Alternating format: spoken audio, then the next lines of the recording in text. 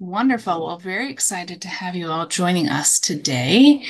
Looking forward to a great session. I'm Dr. Ray Taylor. I'm from the University of Minnesota at Natives and Vet Med, and happy to join with all of you today.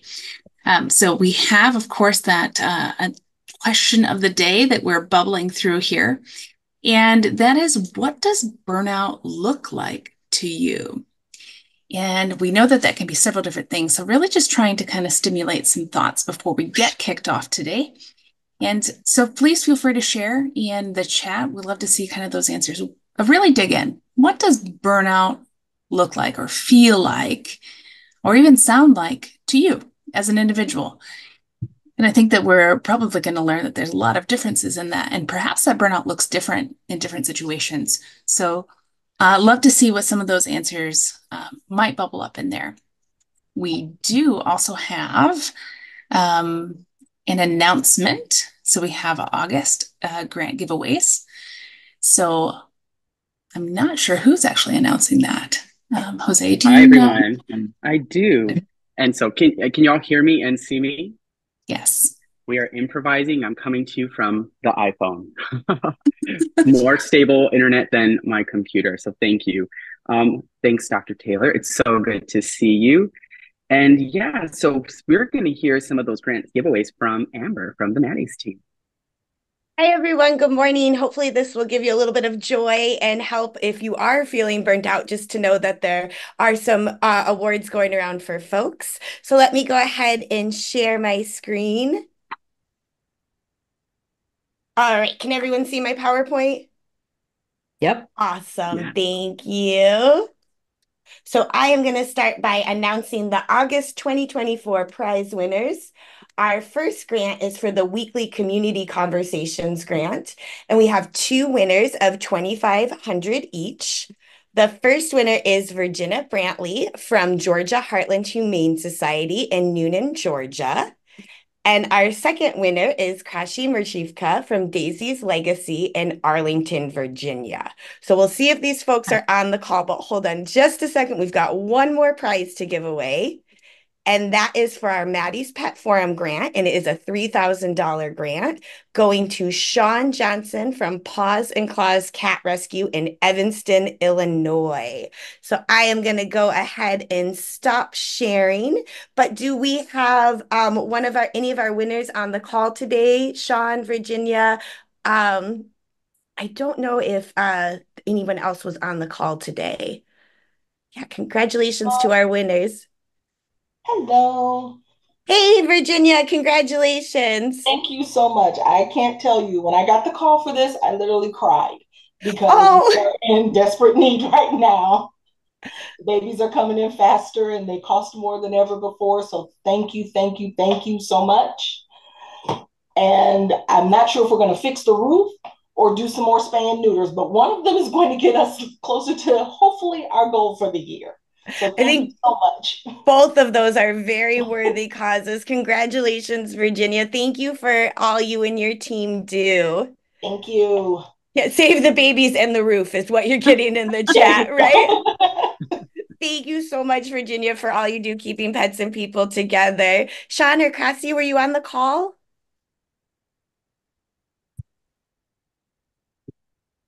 No? Well, okay. Well, we will reach out to the winners if we haven't already. Thank you, everyone. And then I will go ahead and drop the links so you all on this call can have the chance to sign up for the grants through Maddie's Maddie's Community Conversations and Maddie's Pet Forum. Thanks, everyone. Thanks, Thank Amber. you. All right. And so before we actually get into this beautiful presentation, we wanted to hold a little space. If anybody has any national updates, this is the time. If you have something super cool in your organization and a forum, a conference, anything you want to offer, feel free to unmute. Try and keep it down to under a minute. So if there's multiple people, everyone gets time to share. But yeah, let's hear it. Anybody have any national updates? Sorry, this is Gracie for Daisy's Legacy. I just was internet in the most important time I won the grant. So I just wanted to say thank you so much. We are honored to have this award, and it means a lot to us as we just started a nonprofit organization. And as we talk about burnout, I was kind of feeling burnout because it's hard start and we don't have supporters yet. And I just briefly want to tell about Daisy's cause. As Maddie Fund, we are like open the organization to honor our Daisy. She passed away because CVS dispensed wrong medication. And we loved her very much. We spent a lot, 50,000 to bring her to UK to get a surgery for her heart disease, MVD condition. So we went through a lot to keep her safe, and then like in CVS made this negligence, and she passed away. And after that, we found out that pets are considered property in Virginia. We can get any cost beside the property value of the dog, and that's sounds very unfair to us. And so we started the uh, organization, and we aim to raise awareness, to educate people, to bring free food to shelters and pets, and sports or vaccination, nurturing, and other programs. And we are very excited to start working with all of you. And thank you again. It's an honor to receive this grant. Thank you. Oh, Gracie, thank you for sharing that. I'm so sorry that you experienced what you experienced, and I'm grateful that you're turning that pain into something powerful that's going to help so many other people and animals. And I know that's something that actually everybody on this call does every day. They transform pain into something beautiful.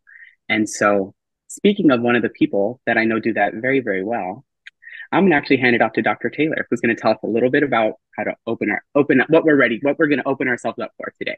Dr. Taylor, the floor is yours. Thank you. It is my honor to introduce our speaker today. A little background on our speaker, Mary Lou. She is trained in psychology and informatics. She's trained in conflict resolution, and she's trained as an official mediator. She's founded several nonprofits and advised and even served on even more. She's an advocate. She's an advocate for animals, for DV victims and addicts. She's a lifter of wisdom, especially of people within the Black, Indigenous, and people of color communities. She's a musician, a writer, a survivor. And she practices Qigong, ceremony with water, and meditation in a very structured daily practice that she's deeply, deeply committed to. She's a daughter, a sister, an auntie, and an auntie to so many that are not biologically related. But most of all, she's a connector. She has been a connector throughout her life. She connected people and patterns, and which now has developed her into where she sits in this part of her life. She's a connector of pets and people. She's a connector of people to people and people to themselves. She comes to us today as the founder and wayfinder of the Anung Way. I welcome and introduce into our hearts and our minds Marilu Chanrasmi. I haven't even started and she's going to make me cry. Thank you, Ray. It is an honor to be here. So as Ray mentioned, my name is Marilu Chanrasmi. As many know, for those that do know me, I often never know exactly what direction I'm going to go, and I trust whatever emerges in the time, and I'm going to do that again in today's presentation. So finding your Sirius, burnout to balance. How many even know about Sirius? So I'm going to start by kind of like sharing about Sirius is the brightest star in the night sky. Not in the northern hemisphere, in the southern hemisphere. It's the brightest star. A lot of people know about the North Star, Polaris. It happens to be in the constellation Canis Major. 22 times brighter than the North Star. We often think of the North Star and Polaris because it's a point in the skies that does not move, and it's used for navigation. Sirius, however, moves. It moves at about 5 miles a second. Um, and I've come to the metaphor of using Sirius for a reason. Um, I have often referred to the North Star. So please drop in the chat, even though I won't be able to see it, I will catch it later. Um, who was your North Star, right? Do you have a North Star, someone that guided you? For me, it was my father. So this is a photo of me shortly before he got sick. And he was my North Star. And I'm going to begin by all of us have stories. So in terms of getting to the burnout, I'm going to begin by sharing a story. December 20th, 1968, I was in St. Louis, Missouri, in a hospital room with my mother. We had traveled from Thailand. My father was very, very sick. And that day, 5 days before Christmas, I lost my father. For me, that North Star, at 4 years old, I had just turned 4. The light went out. My mother tells me decades later, your papa told me that morning, he said, "What is that bright light? What is that bright light? It is so beautiful." And she said, I ran to the blinds and she shut the blinds, closing the blinds and saying, because she said, I knew that it was God coming to take your papa. That day, he died 39 years old. On his death certificate, it read liver disease.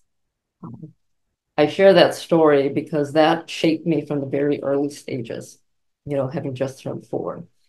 And so after that, this is what happened. Went back to Thailand, high level, right? I had to scrounge up some old photos of myself. I took pictures on my phone. By the time I was 6, my mother just threw me into a lot of things. Began swimming when I was 6. I think I was 6 on that first one down at the bottom. I think I got a bronze medal. By the age of 9, I had qualified and I was swimming as part of the Thai national swim team. 1976, I qualified for the Montreal Olympics. I became the Thai junior national badminton champion. Started playing piano when I was 6. Accomplished pianist, straight A student.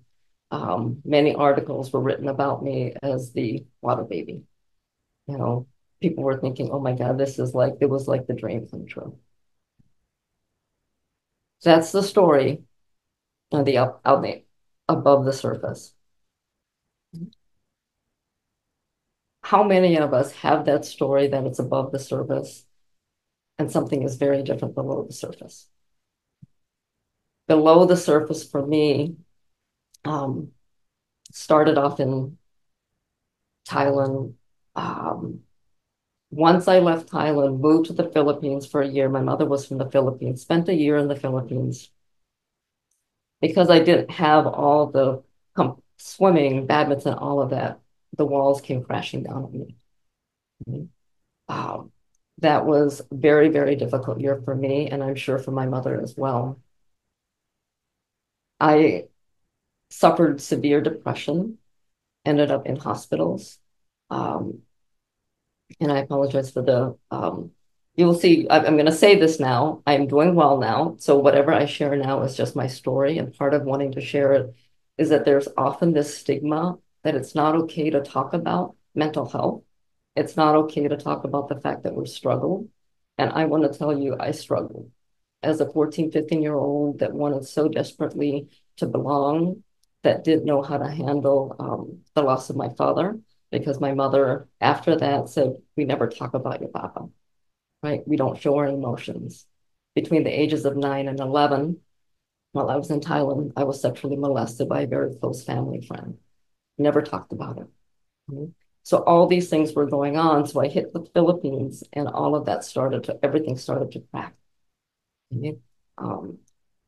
Multiple times I ended up trying to kill myself, ended up in mental institutions, even shared a cell, right, in the Philippines, a cell with Cleopatra.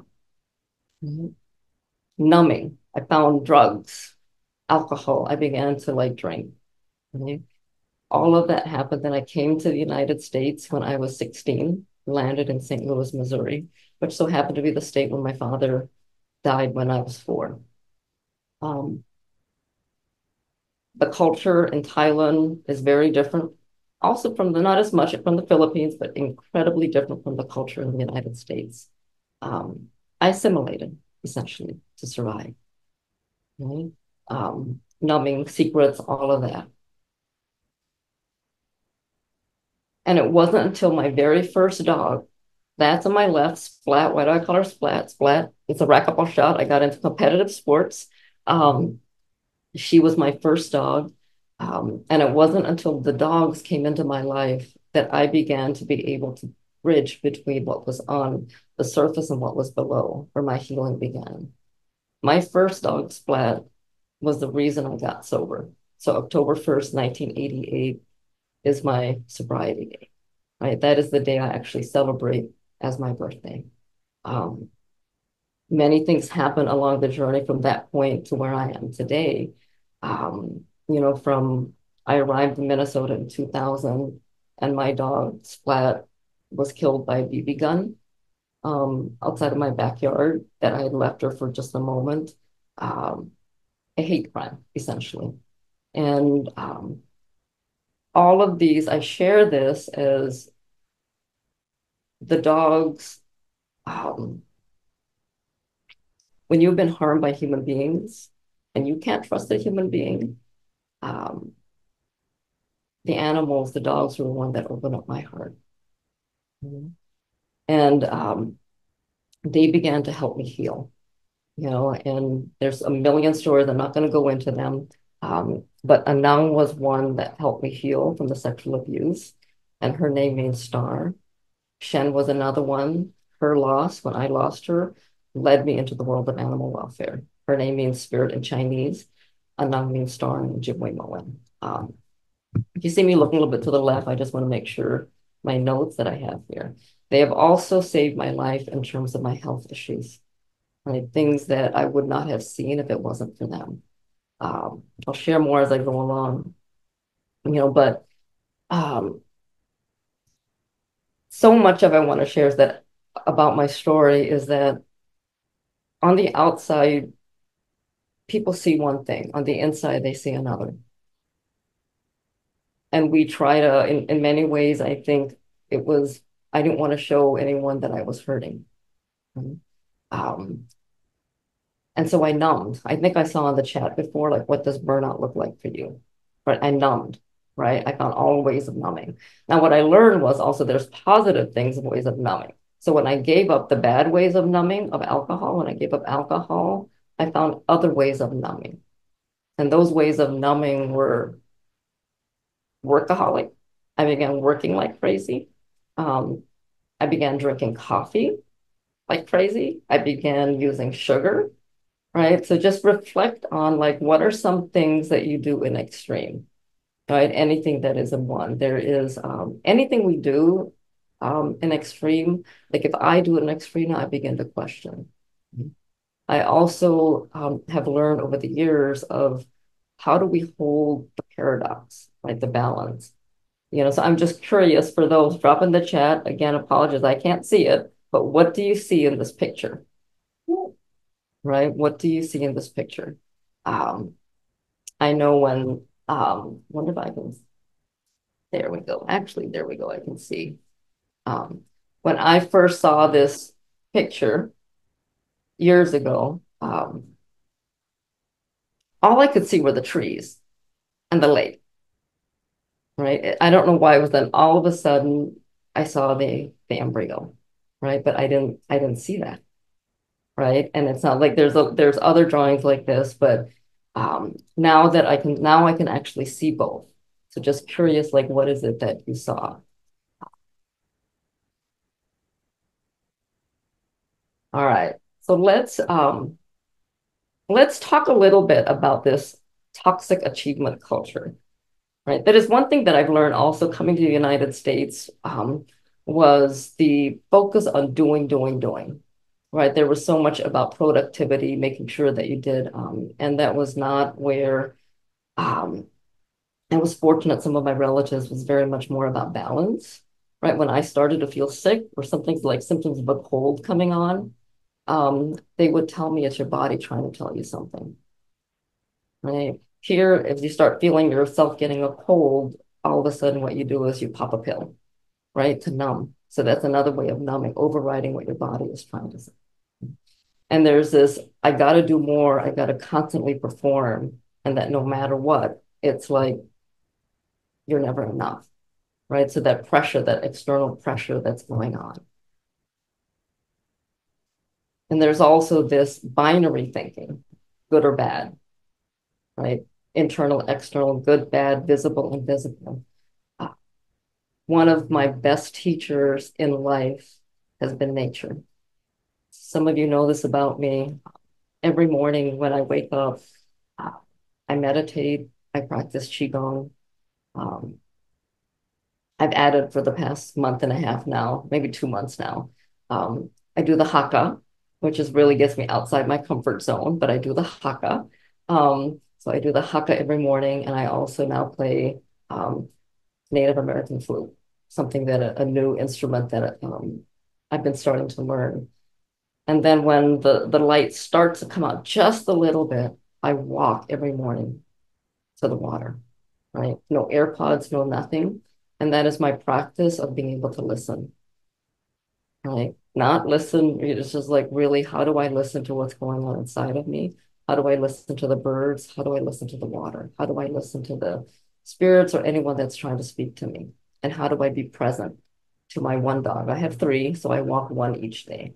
You know, they each take their turns. Um, but those are part of my practices every day. Oh, let's go back here. Let's see if we can go back. All right. So are you one that is burning the candles at both ends? Right. So just curious for yourself. And you mentioned the burnout. What does that feel like? Right. And if you are burning the candles at both ends, if so, why? What's the impact? I can tell you for me, the burning the candles at both ends, the impact for me, the cost for me was my health. I ended up getting diagnosed in 2011 with a rare heart condition that I was told I might have a year, 2 years, 11, 10 years. I'm beyond that now. My cardiologist last said, I don't know what you're doing, but keep doing what you're doing. I don't want to see you for 3 years. I've had 7 lumpectomies. Right? The stress in our bodies that we hold, we continue to hold that, right? And that was one of the costs from a physical standpoint, from a mental standpoint. Um, uh, I was constantly stressed. I wasn't happy, depressed. Um, and so that last question, though, I want you to really pause and think about. So many of us make New Year's resolutions. We say, we're going to do this. We're going to change this. We're going to stop this. Right? And then maybe we start off and we're doing it for the first month, maybe 7 days, and then it stops. If you can't stop, what is it taking care of for you? When I asked myself that question of why I kept working so hard, why I kept running, why I kept going, right? What it was taking care of for me, it was allowing me to numb. It allowed me to not feel. Because that's the one thing I learned as a very young child. I was modeled by my mother because of her own pain.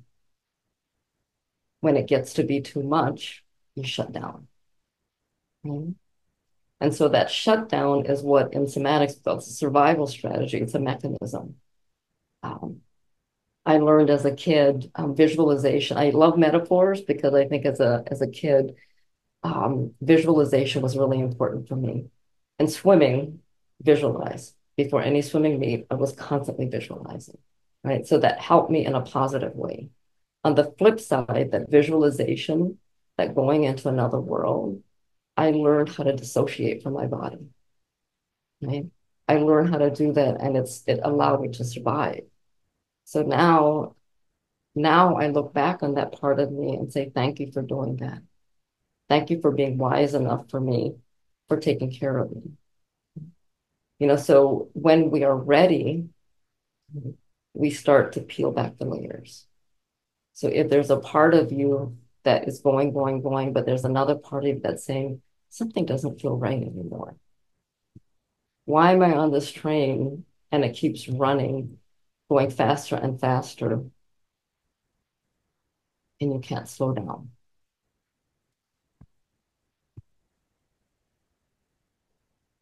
I want to share one very short story. I was working with a client who was constantly working all the time, getting burnt out. Couldn't stop, was doing amazing things in the community. And I asked her, I just said, what would happen if you slowed down, if you just paused? And she looked at me and she said, I can't. And a memory flashed back to her. She's a refugee that had come to the Twin Cities. And as a child, she had to move every night from camp to camp, refugee camp. If they didn't move, they died. It was wired in her. She couldn't slow down. So beginning to just pause enough to know, like, what's your why? So my invitation for you here, right, is I have this image, I'm very visual in my thinking, is sometimes we can't really tap into Polaris because Polaris we can see it with visible eyes, but it's not as bright as the dog star, Sirius. Is to begin to me, that's like discernment. So that river in the middle is, how do we know? Mhm. Like if you're training to go for a run, you sprain your ankle. Part of you says, well, I've been training for so long, I got to keep running, right? I got to keep going. Mhm. The discernment is being able to know the difference is, can I push through it? Will it have long-term effects? Or should I not? Should I listen? Right? And nobody can tell you better than yourself, right? Because you know your body, you know your limits, right? So for me, Sirius has been sort of that bright star that allows me to say, okay, what is my body telling me? What do I need to do? Right? Do I need to rest? Sometimes we need to override our body, but the key thing in this is being in the driver's seat, right? Um, Not being reactive to something. Because when we numb ourselves out so much, when we stop listening to what it is that we need, uh, at some point we just shut down, right? And I think I saw that in the chat for some, was the shutting down. I think I'm still okay on time. All right. So what I'm going to do now is I'm going to invite everybody to just close your eyes if you're comfortable. If you're not comfortable, that's all right. Feel free to also, if you want, turn your cameras off. Um, and I'm going to invite you, and we're just going to do this maybe 2-3 minutes. Take a few deep breaths, feet flat on the ground. I want you, I'm going to say a few sentences, and I want you to just notice where you feel it. And if you notice a difference, even in the sentences I'm saying. I believe in love.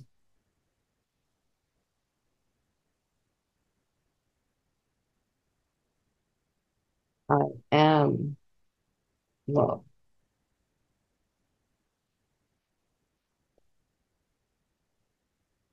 I feel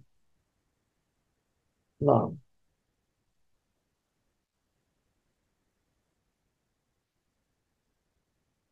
I think love matters.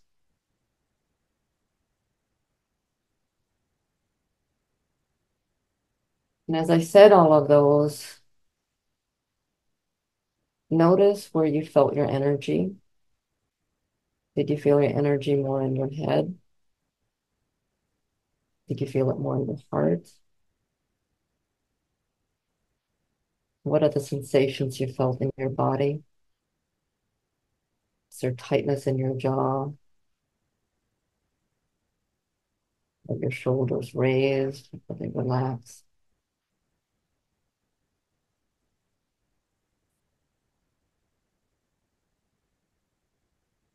Do you even know what your fingers feel like? Is there coolness, warmth? I'm just inviting you to begin to notice and pay attention to the wisdom that's in your body.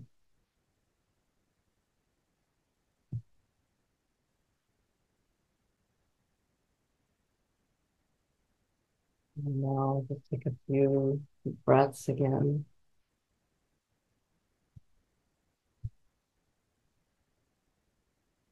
And just return.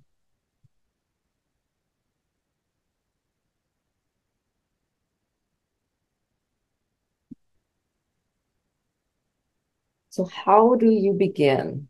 Right? I'm often asked by many, uh, I am, let's say was saying this about me. I'm very much, one thing you will hear me say over and over again is we are what we practice. And we are always practicing something. Um, my ask of all of you to consider, because there isn't a quick fix. There's no dummies for 1, 2, 3. How do I get from here to there? This is the journey, right? We have to take baby steps.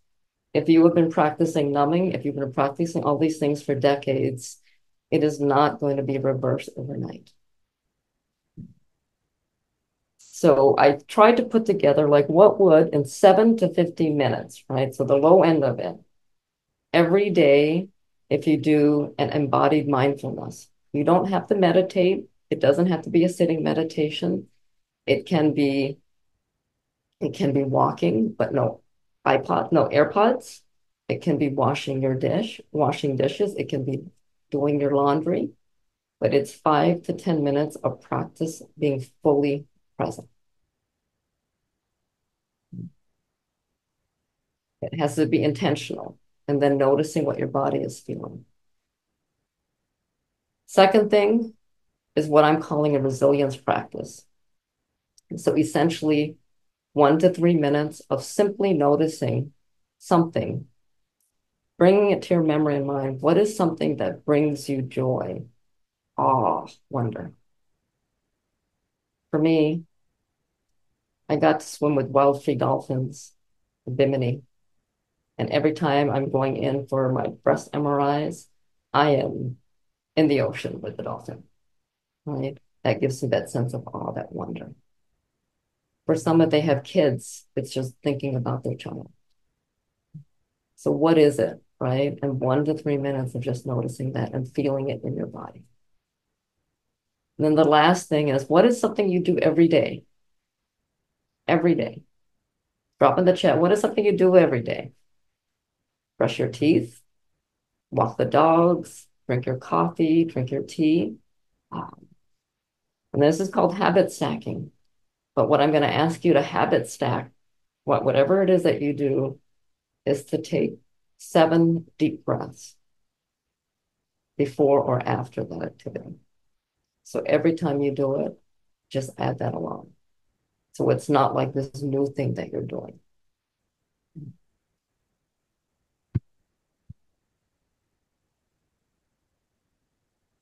What allows somebody to keep their practices going, right? Because we can't do this alone. We need to do this in community.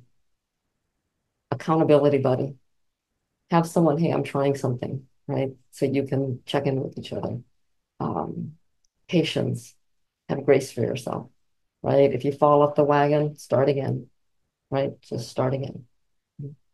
The key thing is daily. If you don't think you have, there's a quote that I heard. It's like, if you don't think you have time to meditate, that's exactly the time you need to meditate, right? So when you feel like you can't, like, even if you can't do 7 minutes, do 1 minute, 30 seconds. Your resistance is going to arise. I can guarantee you're going to come up with all excuses. Be curious. Just be curious. Have an open mindset. So I've shared some of this. Pay attention to what are default habits that we do. We get better at whatever we practice. So if you multitask and you practice multitasking, you get better at multitasking, right? So be aware of what it is you're practicing, and is what you're practicing aligned with what matters to you and who you want to be. For those who have participated in any of my deep listening circles, you know that I will harp into this over and over and over again. We are what we practice, right? And if what you're practicing is if it's serving you, don't change it, right? Only if it's not working for you. All right, and I want to close with a poem called Heavy by Mary Oliver. That time I thought I could not go any closer to grief without dying. I went closer and I did not die.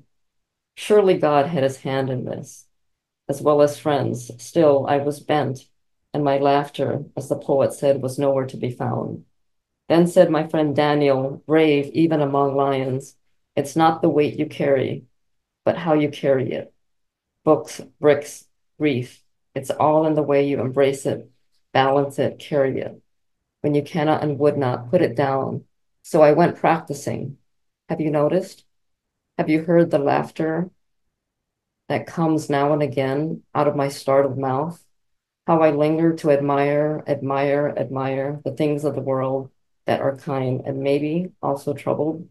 Roses in the wind, the sea geese on the steep waves of love to which there is no reply.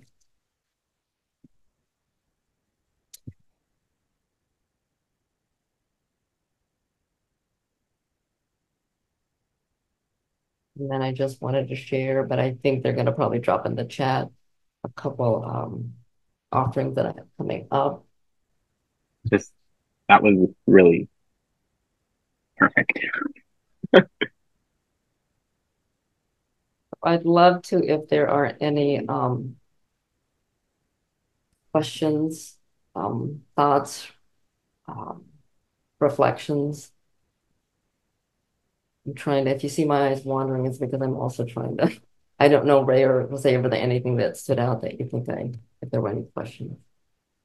But Tiffany brought up a really good question, and I think you navigated through it a little bit. But if you could reinforce, is what is too much, and how do you know what your own neutral line is, and if you've gone too far past it to go back? So two parts of that to unpack. Like, can you go too far past to not be able to come back? And how do you know where that neutral line is?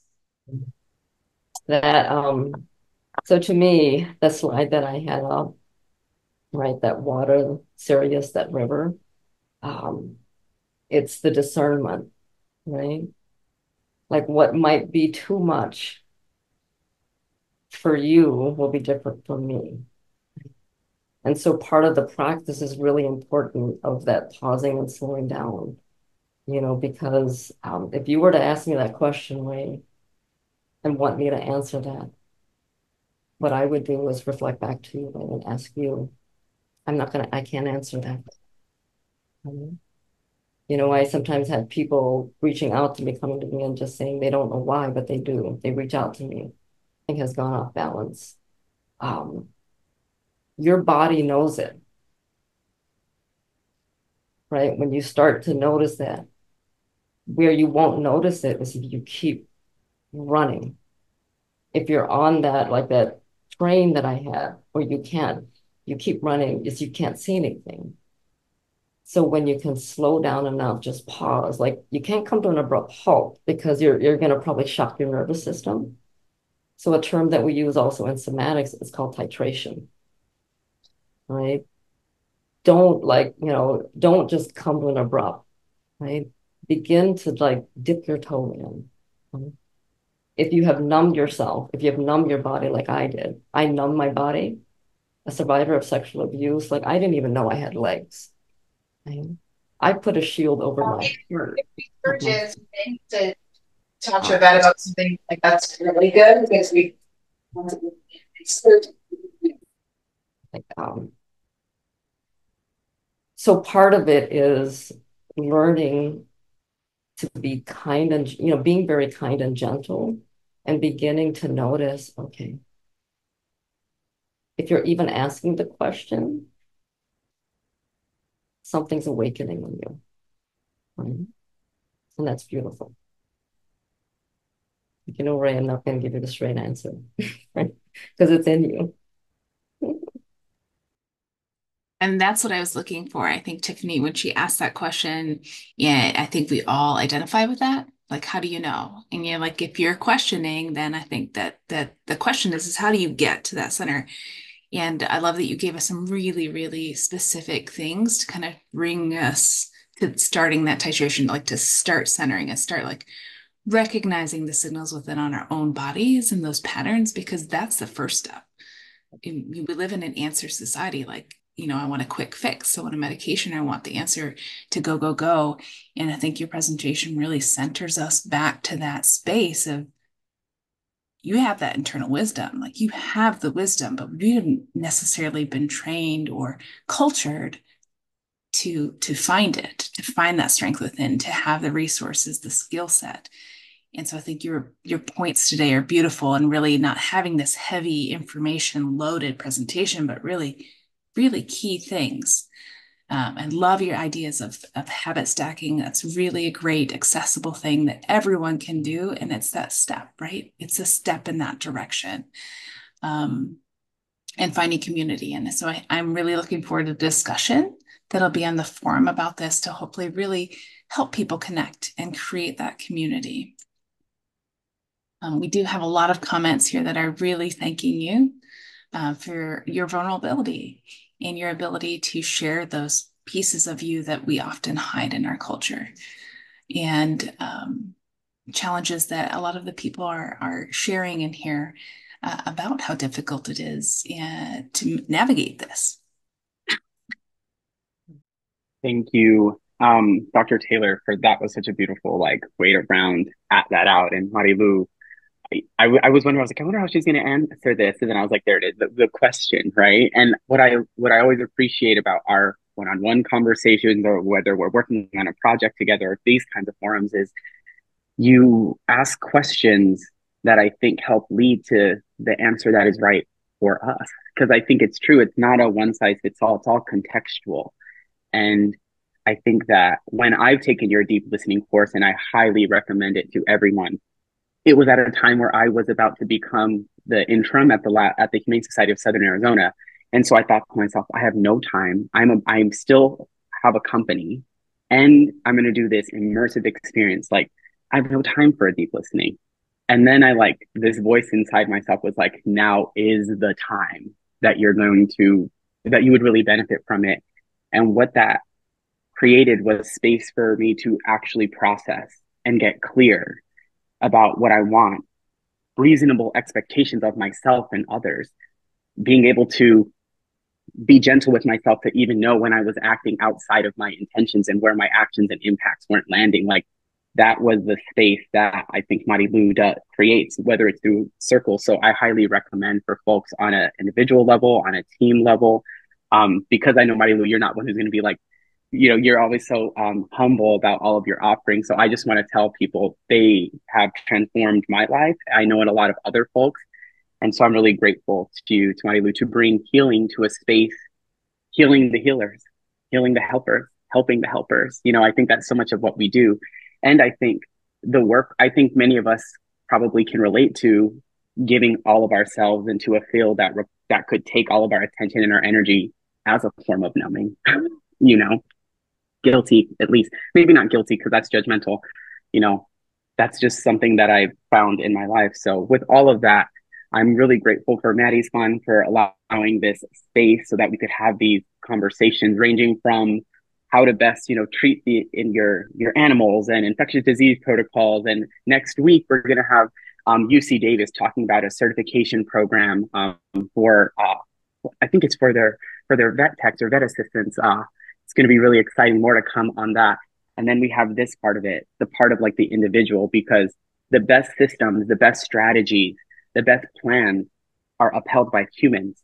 And so when we connect to ourselves, what we think and what we feel, and we blend that with intentionality and clarity, we actually can reduce our suffering and get more done in a way that feels good. And that's what I hope for myself. And I hope that for all of you, because we are so worthy and we are so deserving. And everything we do makes us more than enough. And so thank you all for being here. And Marilu and Dr. Taylor, thank you so, so much. But we look forward to keeping this conversation going on the forum. So make sure to participate there. Thank you, everyone.